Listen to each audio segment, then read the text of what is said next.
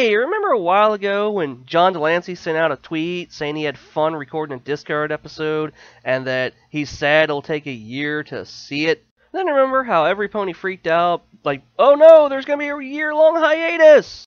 I'm pretty sure that tweet was about a year ago at this point. And we sure know the hiatus wasn't that long! So it's kinda like freaking out about one piece of information from one source is stupid or something. Maybe we can learn not to do that from now on? Yeah, probably not, but I guess it was worth a shot. Anyway, I'm 99% sure that this was the episode that John Delancey was tweeting about. And I can see why he's so sad it took so long to see the finished product, because this was an amazing episode. Of course, as a Pathfinder player, I was already on board for this episode once I read the description, but actually seeing it, it's even better. Especially since the one thing I really wanted to have happened, and that the game they're playing was Ogres and Oubliettes. I really hope I'm saying that right. But either way, they took the game from the comics and put it into the show. So now, something from the comics is actually canon. I hope they do that with a few other things, like, I don't know, maybe Sombra's backstory? Or a translation of the Luna Micro. Both would be good. Or, since they have the game and show now, they need to have Shining Armor join in on Spike and Big Mac's game. Well, Spike, Big Mac, and Discord now, I suppose. Actually, that did make me wonder how they ran the game before.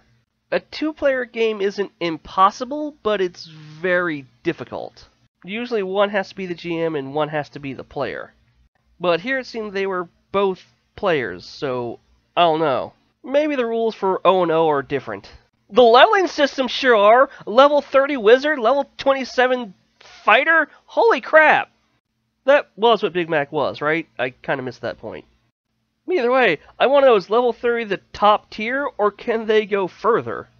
Also, I have to point this out. Spike said that Discord didn't have enough intelligence stats to do the spell he wanted. But how does he know, since they never rolled his stats?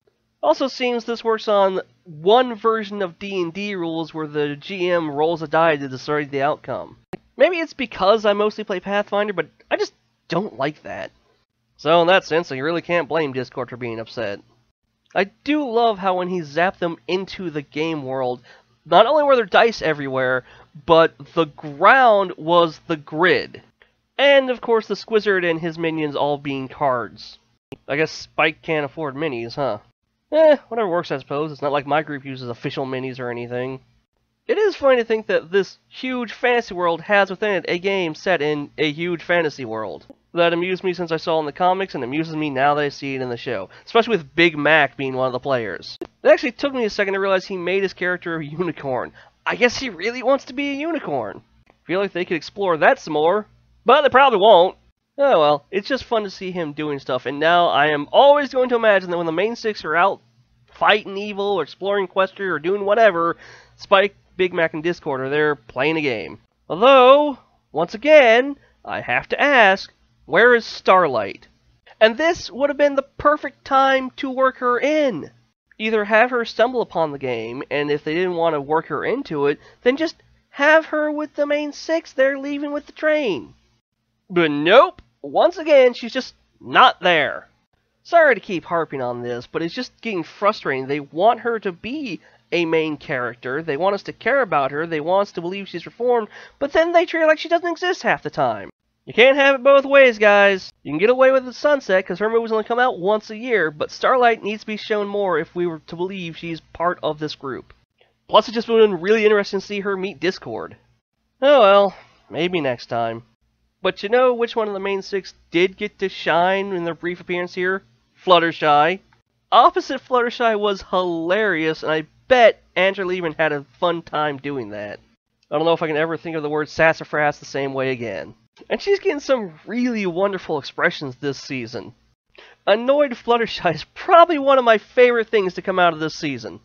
Honestly, I'm beginning to think the whole Explore Equestria theme is just a cover-up for the real theme of this season. Fluttershy is sick of every pony